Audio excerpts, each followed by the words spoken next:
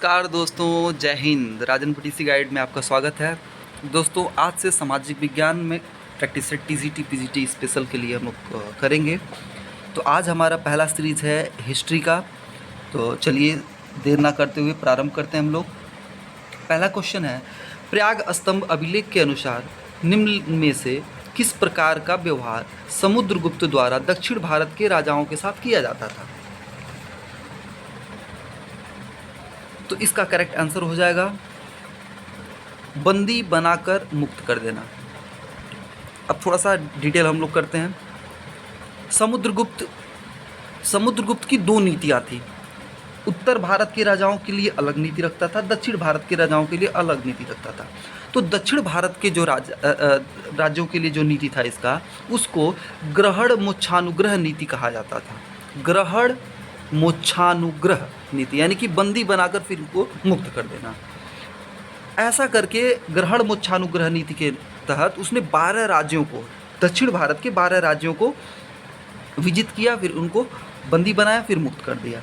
उत्तर भारत के लिए उसका प्रसव भक्षण नीति अपनाया, जिसके द्वारा उसने 9 राज्यों के शासकों को बंदी बनाया। अब बात करते हैं हम लोग प्रयाग स्तंभ या प्रयाग प्रशस्ति। जैसा कि नाम से स्पष्ट है, यह प्रयागराज इलाहाबाद में स्थित है। इसकी रचना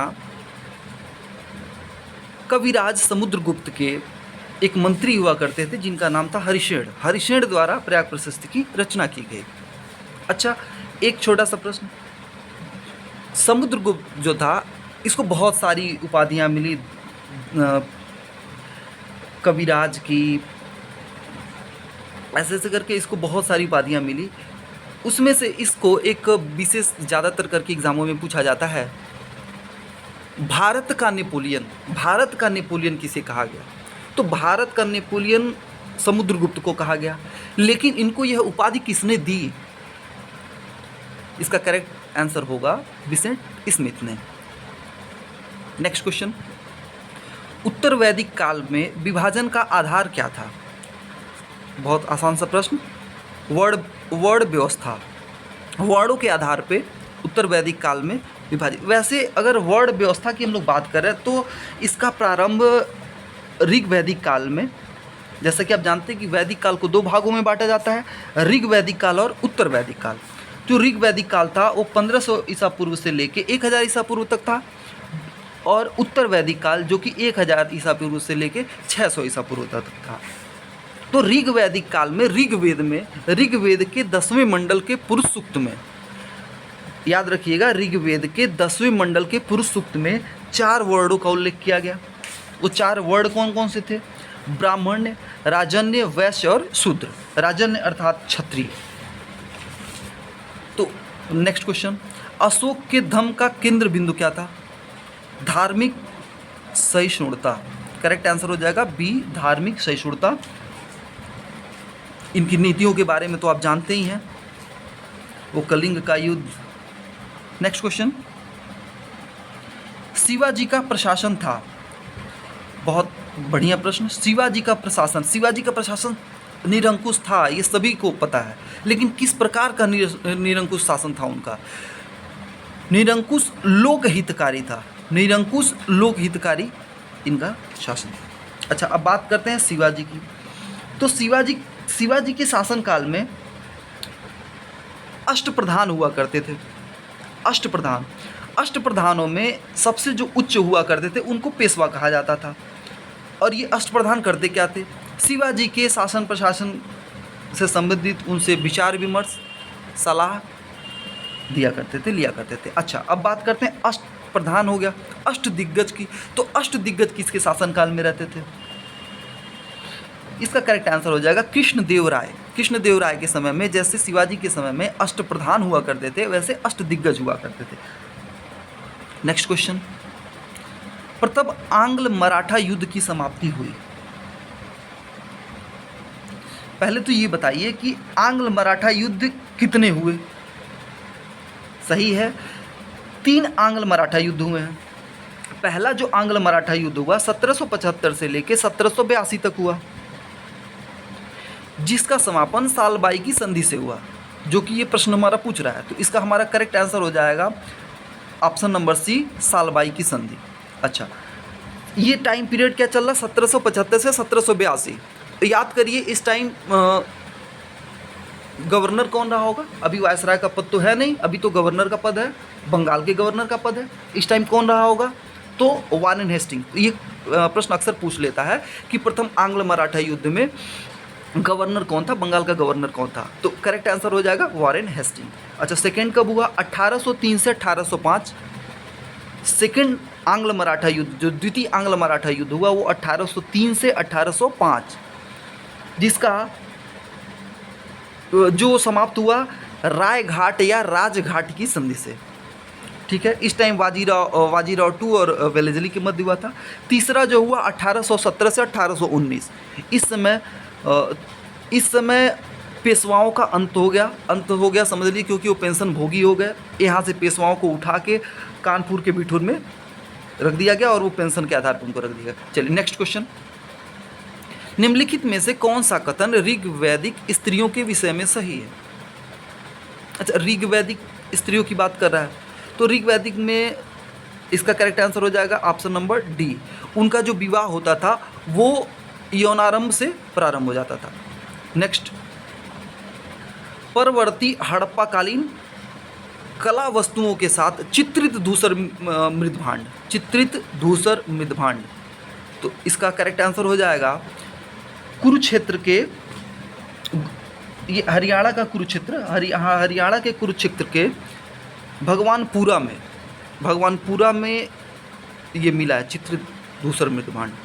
अच्छा, इसका उत्खनन कौन कराया था? तो इसका उत्खनन जेपी जोशी द्वारा कराया गया था। नेक्स्ट क्वेश्चन, जिन जैन ग्रंथ में तीर्थंकरों के जीवन चरित्र हैं उसका नाम क्या है? अच्छा, तो इसका करेक्ट आंसर हो जाएगा भगवती सूत्र। इसका करेक्ट आंसर हो जाएगा भगवती सूत्र।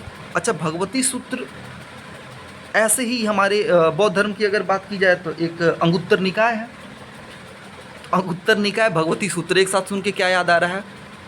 जी बिल्कुल करेक्ट, भगवती सूत्र और अंगुत्तर निकाय में 16 महाजनपदों के बारे में उल्लेख किया गया है। चलिए नेक्स्ट क्वेश्चन, निर्वसित, वर्जित और अनिर्वसित अवर्जित शूद्रों का उल्लेख कहाँ है? पाणिनि के अष्टाध्यायी में। इसका करेक्ट आंसर हो जाएगा ऑप्शन नंबर बी, पाणिनि के अष्टाध्यायी में। अच्छा, ये कौटिल्य के अर्थशास्त्र, कौटिल्य क्या है, इनका मूल नाम क्या था? विष्णुगुप्त, चाणक्य, कौटिल्य एक ही हैं। इनका एक जो पुस्तक था उसको अर्थशास्त्र कहा गया। ठीक है, नेक्स्ट क्वेश्चन, निम्न में से किस एक स्थल से जंगली और बोई जाने वाली दोनों प्रकार की धान की प्रजातियों के प्राचीनतम साक्ष्य मिले हैं? इसका करेक्ट आंसर हो जाएगा बेलन घाटी। अब बेलन घाटी में कहाँ? तो बेलन घाटी में कुलडीहवा नामक एक स्थान है बेलन घाटी में, वहाँ से दोनों प्रकार के धान का साक्ष्य मिला है यहाँ से। अच्छा, अगर ये पूछ ले, बहुत कन्फ्यूजन होता है यहाँ पे, ये पूछ ले कि भारतीय उपमहाद्वीप में चावल की खेती का प्राचीनतम साक्ष्य कहाँ से मिला है? चावल की खेती यानी धान की खेती का प्राचीनतम साक्ष्य कहाँ से मिला है? इसका करेक्ट आंसर हो जाएगा लहुरादेव। लहुरादेव जी बिल्कुल, बहुत ही अथेंटिक सोर्स से मैं आपको ये बता रहा हूँ। लहुरादेव, इसका करेक्ट आंसर होगा लहुरादेव। 8000 ईसा पूर्व से 8000 ईसा पूर्व में मिला है। अच्छा, और इसके बाद फिर कोल्डियवा में 6000 ईसा पूर्व। अच्छा, कोल्डियवा और लहुरादेव का नाम सुनने के बाद एक जगह का नाम और याद आ रहा होगा, मेहरगढ़। बिल्कुल, रोटी की टोकरी जिसको बोला जाता था, मेहरगढ़। तो मेहरगढ़ से अनाज के तो साक्ष्य मिले हैं, लेकिन वो अनाज धान ना होके वहाँ पे गेहूँ और जौ का था, वो भी 7000 ईसा पूर्व। वैसे अगर देखा जाए तो सबसे प्राचीनतम साक्ष्य ईरान से मिला है जौ की खेती का, लेकिन अगर भारतीय उपमहाद्वीप की बात कर रहा है तो आप लहुरादेव लगाएंगे धान की खेती के लिए। गेहूँ के लिए मेहरगढ़ लगाएंगे जिसको रोटी का टोकरी बोला जाता था, 7000 ईसा पूर्व। ठीक है, नेक्स्ट क्वेश्चन, निम्न में से किसमें विख्यात गायत्री मंत्र अंतर्विष्ट है? ठीक है, गायत्री मंत्र का उल्लेख किसमें है? गायत्री मंत्र का उल्लेख किस में है और यह किसको समर्पित है? गायत्री मंत्र का उल्लेख ऋग्वेद के तीसरे मंडल में। इसका करेक्ट आंसर क्या हो जाएगा? ऋग्वेद। ऋग्वेद के तीसरे मंडल में गायत्री मंत्र का उल्लेख है। अच्छा, इसके रचयिता कौन है? इसके जो रचयिता है वो विश्वामित्र जी हैं। अच्छा, ये गायत्री मंत्र किसको समर्पित था? तो यह समर्पित था सविता नामक एक देवता थे, यानी कि सूर्यदेव। सविता यानी कि सूर्यदेव की बात कर रहा है, उनको ये समर्पित था। इसका उल्लेख कहाँ पे है? ऋग्वेद के तीसरे मंडल में। ओके, अब ऋग्वेद का नाम आया तो इसके मंडलों के बारे में जान लेते हैं। तो इसका दूसरे से लेके 7वें तक का जो मंडल है वो सबसे प्राचीन है। ठीक है, तीसरा मंडल आपको बता दिया, विश्वामित्र जी इसके रचयिता हैं और गायत्री मंत्र है। ठीक है, इसका इसमें एक सबसे महत्वपूर्ण जो है वो 7वां है, 7वें मंडल की रचना। 7वें मंडल की रचना ऋषि वशिष्ठ ने की थी। 6वें मंडल की रचना ऋषि भारद्वाज ने की थी। 5वें मंडल की रचना ऋषि अत्रि ने की थी। ओके, एक क्वेश्चन का आप लोग जवाब देंगे कि वर्तमान समय में ऋग्वेद के किस शाखा का अध्ययन होता है? मैं आंसर ही बता दे रहा हूँ, साकाल शाखा का अध्ययन किया जाता है। ठीक है, नेक्स्ट क्वेश्चन। ऋग्वेद में कौन से वैदिक देवता सहस्त्र स्तंभों वाले भवनों में निवास करते थे? बहुत आसान। इसका करेक्ट आंसर जो होगा उसका इंद्र व अग्नि। इंद्र व अग्नि। ठीक है। अच्छा, इंद्र के लिए इसमें कितने सूक्त थे और इंद्र देवता के लिए कितने सूक्त थे और अग्नि देवता के लिए कितने थे? तो इंद्र के लिए 250 सूक्त थे और अग्नि के लिए 200 सूक्त थे। वैसे इस टाइम प्रचलित जो थे 33 देवता थे। ठीक है, लेकिन इन 33 देवताओं में इंद्र व अग्नि को सहस्त्र स्तंभ वाले भवनों में निवास करने वाला देवता माना गया। नेक्स्ट क्वेश्चन हम करेंगे, निम्नलिखित कथनों पर विचार करिए। हड़प्पा के निवासी कपास उगाते थे तथा उसको उपयोग में लाते थे। जी बिल्कुल करेक्ट लग रहा है, ये सही लग रहा है। हड़प्पा के निवासी को तांबा व कांस्य का कोई ज्ञान नहीं था। बिल्कुल गलत, इसके पहले ही तांबा और कांस्य हम लोग खोज लिया था। मानक हड़प्पा मुद्रा मिट्टी की बनी होती थी। गलत। इसका मतलब इसका करेक्ट आंसर जो हो जाएगा वो 1 हो जाएगा, केवल एक सही इसमें लग रहा है। ठीक है, नेक्स्ट क्वेश्चन। ताम्र संचयन का संबंध है, बहुत ही आसान, काले और लाल मृदभांड से। बहुत बढ़िया, काले और लाल मृदभांड से। नेक्स्ट, निम्नलिखित शासकों में से किस एक ने अधिकारियों के भरण पोषण के लिए भूमि अनुदान में दिया? ठीक है, करेक्ट आंसर हो जाएगा हर्षवर्धन। अच्छा, हर्षवर्धन के शासनकाल में एक चीनी यात्री आया था, उसका क्या नाम था? Xuanzang. Very good. Next question. अपने यात्रा वृत्तांत में फाहियान उल्लेख नहीं करता है। पहले तो ये बताइए कि ये किसके शासनकाल में आया था? फाहियान किसके शासनकाल में भारत आया था? तो चंद्रगुप्त द्वितीय विक्रमादित्य के शासनकाल में फाहियान भारत आया था। ठीक है, इसमें दंड और न्याय की कठोरता का कोई उल्लेख नहीं मिलता है। इसने कोई भी ऐसा उल्लेख नहीं किया। इसका करेक्ट आंसर हो जाएगा बी, दंड और न्याय की कठोरता का। नेक्स्ट क्वेश्चन मंदिर और उसके स्थान से है। रुद्रमल मंदिर, कंदरिया महादेव मंदिर, उदयेश्वर मंदिर, लिंगराज मंदिर। ठीक है, बहुत अच्छा। इसमें से कंदरिया महादेव, लिंगराज मंदिर, इससे आप लोग बखूबी परिचित होंगे। रुद्रमल मंदिर से भी परिचित होंगे, सिद्धपुर गुजरात में स्थित है। जयसिंह सिद्धराज ने इसको बनवाया था।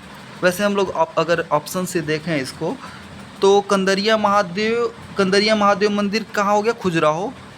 कंदरिया महादेव मंदिर खजुराहो में हो गया, एक हो गया खजुराहो मंदिर। लिंगराज मंदिर भुवनेश्वर, यानी कि ये 2 हो गया। उदयेश्वर मंदिर उदयपुर, उदयेश्वर मंदिर उदयपुर हो गया, 5 हो गया। और रुद्रमल मंदिर सिद्धपुर गुजरात में जो स्थित है, 4, यानी कि 4152 करेक्ट आंसर हो जाएगा सी। इसका करेक्ट आंसर हो जाएगा सी। अच्छा, अब थोड़ा सा डिटेल कर लेते हैं। तो जो रुद्रमल मंदिर है यह सिद्धपुर के, गुजरात के सिद्धपुर में स्थित है। इसका निर्माण जय सिंह सिद्धराज ने बनवाया था। कंदरिया महादेव खजुराहो, कहाँ है खजुराहो, आप हमें कमेंट सेक्शन में बताइएगा। खजुराहो जो कि चंदेल शासकों ने कराया था। उदयेश्वर मंदिर उदयपुर, उदयपुर कहाँ है, मध्य प्रदेश में। यहाँ पे परमार वंशी जो उदयादित्य थे उन्होंने बनाया था। कहाँ पे बनाया था, उदयपुर में बनवाया था। ठीक है। लिंगराज मंदिर से आप लोग परिचित होंगे, उड़ीसा भुवनेश्वर में स्थित। अच्छा, इसको बनवाया किसने था लिंगराज मंदिर को, तो सोमवंशियों ने बनवाया था। नेक्स्ट क्वेश्चन, निम्नलिखित चोल शासकों के शासन का सही कालानुक्रम है। ठीक है। अच्छा, पहले तो ये बताइए चोल का अंतिम शासक कौन था। करेक्ट, चोल वंश का अंतिम शासक जो था वो राजेंद्र थर्ड था, राजेंद्र थर्ड था। तो इस हिसाब से अगर हम लोग देखें तो दूसरा इस हिसाब से हम लोग देखें तो लास्ट में होना चाहिए 2, यानी कि ऑप्शन नंबर ए और ऑप्शन नंबर बी दोनों कट। ओके, अब हम लोग बात करेंगे विक्रम चोल की। विक्रम चोल इसी से स्टार्ट है, 1120 से 1130, यानी कि 4th नंबर।